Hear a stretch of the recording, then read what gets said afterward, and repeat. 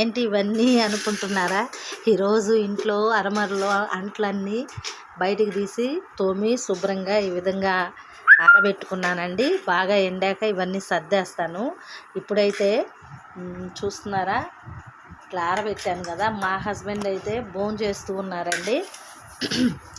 ఇంకా నేనేం చేయలేదు పాపం. తను వస్తూ పచ్చడి, చిన్న పచ్చడి సీసా ఉంది కదా, టమాటో పచ్చడి, అది కొనుక్కొచ్చుకున్నారు. కూర ఏం చేయలేదండి, నేను ఏదో ఒకటి తెచ్చుకోండి అంటే పచ్చడి తెచ్చుకున్నారు.